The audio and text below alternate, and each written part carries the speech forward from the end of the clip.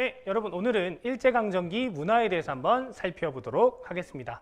원래 이 부분 같은 경우는 여러분들한테 좀 프린트물로 줘서 좀 다양하고 다채롭고 폭이 넓게 가르치고 싶었지만 여러분들의 공부 부담을 좀 경감시켜주는 의미로, 그리고 우리가 교과서 안 보고 이제 교과서에 있는 것들, 교과서를 안 봐도 풀 수 있게 낸다고 이제 약속했었잖아요. 그래서 그래, 이왕 그렇게 할 거 그냥 정말 필기로만 공부할 수 있게 해보자 라고 생각을 해서 가장 핵심적인 것들만 좀 뽑아서 이제 진도를 나가도록 하겠습니다. 그러니까 뭔가 다시 좀 이렇게 역사는 순서대로 나가야 되지만 이런 시간이나 옹클 문제 때문에 자꾸 이렇게 돌아가게 돼서 여러분 미안합니다. 그래도 이제 선생님도 최대한 여러분 도움될 수 있게 잘 정리해 볼 테니까 잘 따라와 주셨으면 좋겠습니다.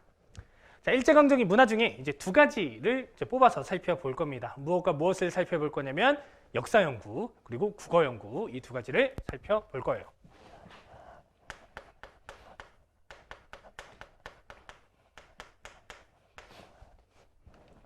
자, 이 역사 연구와 관련해서는 이제 어떤 것들 때문에 역사 연구가 활발해지냐? 일본이 우리나라의 역사를 이제 식민지로 만든 다음에 좀 날조한다든지, 그리고 식민지가 되는 게 당연했어 라는 설득력을 부과하기 위해서 역사를 이용하게 됩니다. 그거를 뭐라고 불렀냐면 식민사관이라고 불렀어요.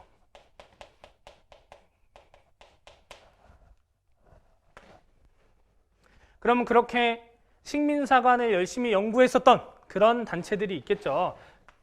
그 단체는 조선사 편수회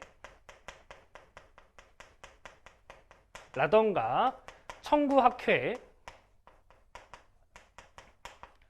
라던가 하는 단체들이 있었습니다. 그래서 얘네들은 대체 우리한테 왜 니네는 식민지가 될 수밖에 없었어? 라고 이야기를 하냐면 첫 번째 근거, 야 니네는 타율성론이야. 니네는 타율적인 역사야 라고 주장을 하게 됩니다. 그게 타율성론이에요. 야 너희 역사를 봐. 너희 전근대 사회에 계속 중국에 의해서 발전해 왔잖아. 중국에 의해서 타율적으로 발전해 왔잖아. 타율성론입니다. 그러니까 근대 시대에는 이제 일본이 너희를 도와주는 거야. 일본에 의해서 타율적으로 끌려오면 되는 거야. 식민지가 되는 게 자연스러운 거야. 라고 이야기를 하는 것이 타율성론이고요. 두 번째는 당파성론입니다. 야, 조선인 너희의 피는 더러워. 그래서 너희는 모아만 놓으면 자꾸 싸우는 거야. 니네 조선시대 역사 봐봐. 뭐 동인이니 서인이니 남인이니 북인이니 이러면서 계속 싸우고, 노론이니 소론이니 또 싸우고 계속 그러고 있잖아. 너희는 맨날 그렇게 싸우는, 패를 갈라서 싸우는 그런 역사였다니까 이라고 이야기를 하게 됩니다.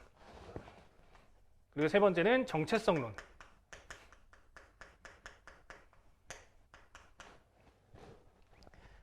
세계사적 보편적 발전 원칙에 따르면 고대 노예제 사회, 중세 봉건제 사회, 근대 자본주의 사회 이렇게 발전해 오고 있는데 너희는 계속해서 왕이 중심이 되는 그런 고대 사회에 머물러 있어. 너희는 정체되어 있어 라고 이야기를 했던 겁니다.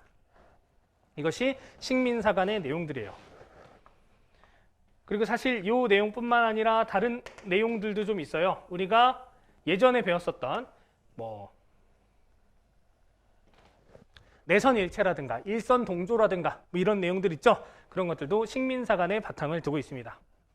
여러분 이런 얘기 들으니 기분이 좋아요, 나빠요? 나쁘죠. 그런데 그냥 아우씨 기분 나빠 라고 하면 될까요? 아니면 저것에 대해서 반박할 수 있어야 될까요?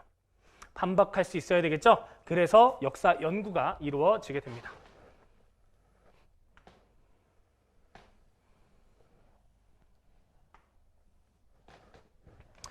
자, 이렇게 해서 나타난 첫 번째 사관은 민족주의 사관입니다.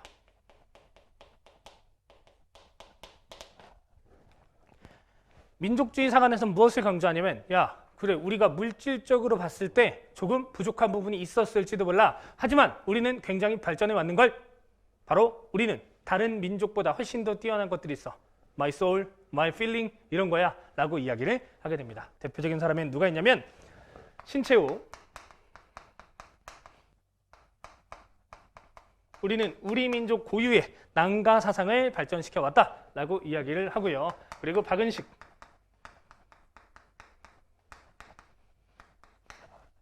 우리는 다른 민족보다 더 뛰어난 혼을 가지고 있어 라고 이야기를 합니다. 이것이 이제 20년대의 연구라면 30년대로 넘어가면 어떤 사람이 있냐? 정인보라고 하는 사람이 있어요. 정인보라고 하는 사람은 우리 민족의 어를 강조하게 돼요.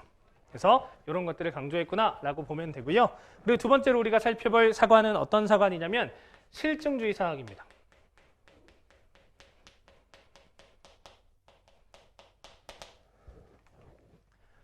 야, 일본, 너희가 지금 저렇게 식민사관으로 저렇게 주장하고 있는데 실제적 증거를 대봐. 사료에 근거해가지고 이야기해봐. 라고 이야기하는 겁니다. 그래서 열심히 사료를 찾아가면서 일본의 저런 논리들을 반박해 가게 돼요. 그렇게 해서 만들어진 학회는 진단학회고요. 진단학회에서는 진단학보라고 하는 그런 책도 쓰기도 했어요. 잡지 개념이겠죠? 이것을 이끌었던 사람은 이병도라고 하는 사람이에요. 이것이 실증주의 서관입니다. 그리고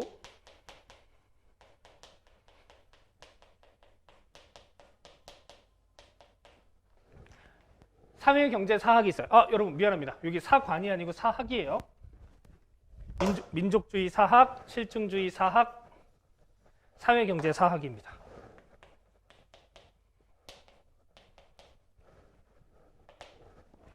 네, 여러분, 갑자기 고치게 해서 미안합니다. 조금 이해해 주세요. 자, 사회경제사학은 뭐냐면 지금 우리가 역사가 발전해 왔어. 우리가 보편적인 발전 단계에 따라서 우리가 차근차근 발전해 왔어 라고 주장을 하는 겁니다. 보편적 발전 법칙에 따라서 우리가 발전해 왔다. 그래서 그런 보편적 발전 원칙에 대해서 책을 쓰게 되는데 그 책은 뭐냐면 조선사회경제사예요. 조선사회경제사. 이 책을 쓴 사람은 백남훈입니다. 얘들아, 그렇다면 이 사회경제사학이라고 하는 것은 식민사관의 무슨 논을 비판하는 데 가장 효율적인 근거가 될까요? 타율성? 아닌데. 당파성? 아닌데. 바로 정체성론이죠. 왜냐하면 정체성론이 니네는 세계사적 보편 발전 원칙에 따라 발전하지 않았어라는 건데 아니야, 우리도 세계사적 보편 발전 원칙에 따라서 발전해 왔어 라고 그것을 찾아낸 것입니다. 그래서 요 민족주의사학, 실증주의사학, 사회경제사학까지 우리가 보면 될 것 같아요. 역사연구 뭐 별로 어렵진 않았죠? 여기까지 보면 됩니다. 그리고 국어연구 살펴볼게요. 일제강점기가 되기 전에 국문연구소라고 하는 단체가 있었죠. 그런데 이건 일제강점기 전이었고, 그리고 1910년대는 우리가 무단통치니까 단체 만들기 힘들었겠죠. 그래서 20년대 무슨 단체가 만들어지게 되냐? 조선어연구회가 만들어지게 됩니다. 21년에.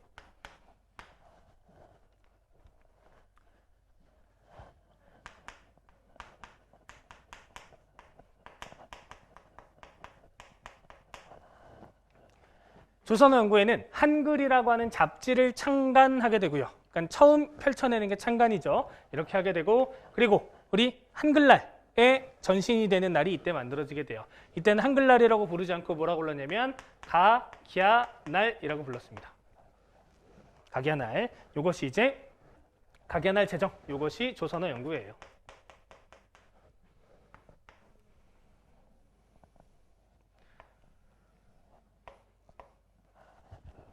그러다 얘네가 이제 조선어학회로 이름을 바꾸게 되죠. 조선어학회. 뭐 영화도 봤고 여러분 그래서 잘 알고 있죠? 뭐 말모이라든가 이런 영화에 나오잖아.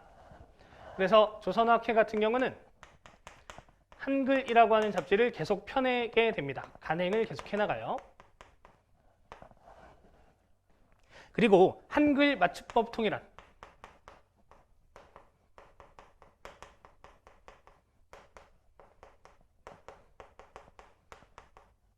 안도 만들어냅니다. 그리고 여러분 말모이라는 영화에서 보면 이제 유해진이랑 뭐 이렇게 해가지고 뭐 만들려고 그러죠? 바로 우리말 큰사전.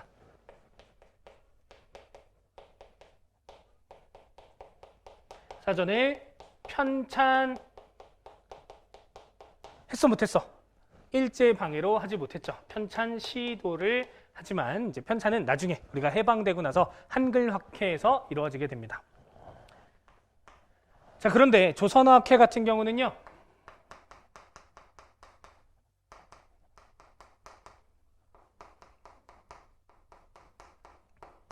조선화폐 사건으로 인해서 이제 없어지게 돼요. 조선화폐 사건이라고 하는 건 뭐였냐면 이제 기차 안에서 어떤 여학생이 이제 서로 얘기를 하고 있었는데 우리말로 한국어로 얘기하고 있었던 거예요. 그 모습을 봤던 이제 순사가 이제 걔네를 잡아가게 되는데 그것도 짜증나게 한국인 순사였어요. 그래서 잡아가서 걔를 조사하고 걔의 고향집을 봤더니 이제 일기장을 딱 펼쳐봤더니 아니 일본어를 사용하지 않았다고 우리가 혼났다, 징계를 받았다 라고 하는 내용이 있는 거예요. 그래서 지금 너는 일본에 대해서 부정적 생각을 갖고 있구나 라고 해서 조사를 하고 그 과정에서 조선화폐 멤버들도 잡혀가게 됩니다. 그런데 더 웃긴 건 무슨 법을 적용했냐면 치안유지법을 적용했어요. 그러니까 조선화폐가 이제 40년대에 없어지게 되는데 일본이 이제 패망을 앞두고 막 전쟁하면서 그런 미치광이가 되어가고 있는 그런 모습 중 하나가 아니었을까라고 하는 생각과 그리고 한국어의 힘 계속 우리 민족을 짓밟으려고 했지만 그 민족의 얼이라고 할 수 있는 그런 한국어를 지켜내는 것이 일본에게 그만큼 위협이었겠구나라고 하는 두 가지 해석이 가능할 것 같습니다. 그래서 이제 일제강점기 문화, 역사 연구와 그리고 국어 연구 이렇게 살펴보았습니다.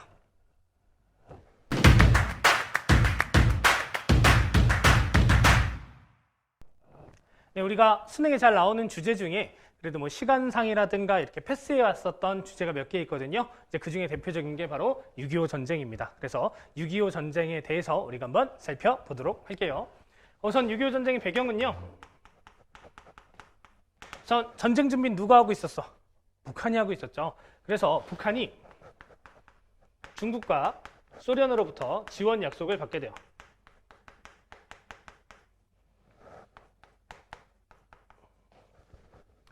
북한이 중국과 소련으로부터 지원 약속을 받게 되었다. 그리고 두 번째로는요.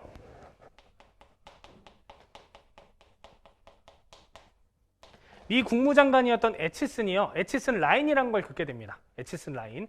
애치슨 라인이라고 하는 건 뭐냐면 우리가 미국이 이제 여기까지 지킬 거야 라고 하는 건데 원래 그 전 방위선에는 남한이 포함되어 있었어요. 우리나라가 포함이 돼 있었는데 근데 애치슨 선언 이후에 라인을 쭉 봤더니 우리나라가 빠져 있는 거야. 김일성이 그래서 뭐라고 생각을 하게 되냐면 이거 안 지킨다는 건가? 미국이 조선이 아니지 미안합니다. 남한을 대한민국을 버린 건가? 라는 생각을 하게 됩니다. 그래서 이제 김일성이 쳐들어온 전쟁이 바로 6.25 전쟁이 되죠. 그래서 6.25 전쟁의 전개 과정을 우리가 살펴볼 건데요. 무엇과 함께 살펴볼 거냐면 지도와 함께 살펴볼 겁니다. 그래서 지도로 뭔가 전선들을 그려줄 거고 그리고 그것을 어떤 사건들이 있었는지 옆에 번호를 붙여서 해줄 거예요. 자, 얘들아 6.25 전쟁은 남침입니까? 북침입니까? 라고 했을 때 옛날에 설문조사를 했는데 애들이 뭐라고 대답을 했냐면 북침이라고 많은 애들이 대답을 한 거야. 근데 이거는 역사를 잘못 배운 걸까? 아니, 이거는 국어를 잘못 배운 거죠. 왜냐하면 뭔가 북한의 침략 줄여서 북침인가 이렇게 생각을 했었는데 사실 이제 남영남 북영북이라고 하는 방향을 가르치는 거죠. 방향을 이야기하는 거잖아. 그럼 북한이 남한을 친 건 뭐라고 이야기해야 돼요? 북한의 남침이라고 해야 되죠. 그래서 남침부터 이렇게 출발을 하게 됩니다. 그러니까 만약에 정말 진짜 헷갈린다라고 하면 혹시 식사 중이었거나 뭐 이런 미안합니다. 똥침을 생각하면 쉬워요. 똥침. 똥이 공격한 게 아니야. 이제 이렇게 찌른 거지. 네, 그렇게 해서 여러분 생각하면 돼요. 더러운 얘기 미안합니다. 자, 북의 남침으로 이제 시작하게 되고요. 우리가 정말 손쓸 틈도 없이 쭉 밀리게 됩니다. 쭉 밀리게 돼요. 그래서 어디까지 밀리게 되냐면 요 2번 라인까지 밀리게 돼요. 요 2번 라인은 뭐냐면 낙동강 방어선이야.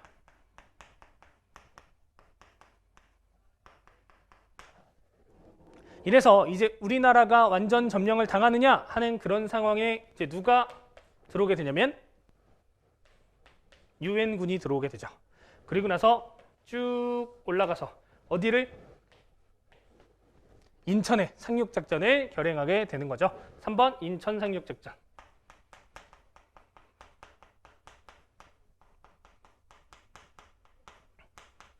그래서 뭐 유엔군 참전 그리고 인천 상륙 작전 요게 이제 3번 라인이 되겠네요. 그리고 나서 우리가 쭉쭉쭉쭉쭉 올라가게 됩니다. 그래서 어디까지 올라가게 되냐면 거의 통일을 눈앞에 둔 상황까지 가게 돼요. 바로 이제 압록강까지 올라가게 돼요.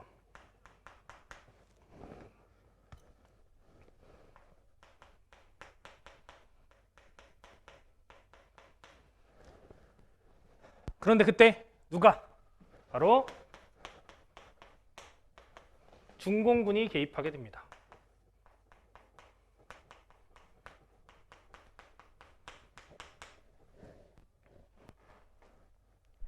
국공내전에서 승리한 공산당군이 이제 여기 한반도에 있었던 6.25 전쟁에 적극 개입하게 되는데 막 깽가리 치면서 막 인해 전술을 막 깽깽깽깽 하면서 내려오고 그러면서 이제 어마어마한 병력을 투입하게 되는 거죠. 중공군 개입 이후에 우리는 다시 전선이 쭉 밀리게 되고요. 이 과정에서 쭉 내려오다 이쪽에 걸리지. 그러니까 배를 타고 내려와야 되잖아요. 흥남철수. 그리고 다시 서울을 뺏겼어. 일사후퇴. 이런 일들이 펼쳐지게 돼요. 그러면서 다시 밀고 올라갔다가 다시 밀려 내려왔다가 하는 것이 이 38선 그 주변에서 이렇게 교착 상태에 이르게 되는데 이것을 7번으로 붙여놓겠습니다.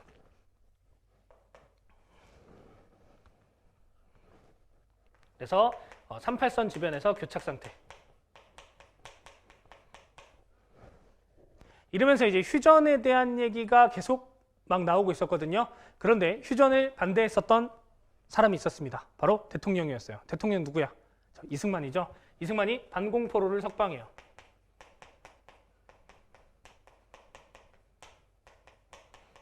그냥 당시에 작전권이 미국에 있었는데 반공포로를 그냥 석방해버리는 그런 좀 논란이 될 만한 그런 일을 하게 됩니다. 자, 어쨌든 이러고 나서 결국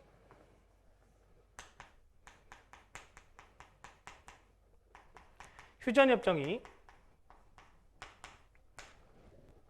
53년에 체결되게 되는데요. 쭉 이 과정들 중에 언제가 제일 사상자가 많았냐면 이 7번 상태, 38선의 교착 상태일 때 사상자가 제일 많았습니다. 휴전이 될 때까지 과정에서. 왜냐하면 언제 휴전이 될지 몰라. 그러면 내가 오늘 이 땅을 점령하면 여기까지가 내 땅이 되는 거야. 라고 하는 그런 상황에서 전쟁들이 굉장히 많이 있었고요. 고지전 뭐 이런 영화들이 그것을 배경으로 하게 된 거죠. 그리고 휴전협정 이후에 우리는 미국과 군사동맹을 체결하죠. 한미상호방위조약.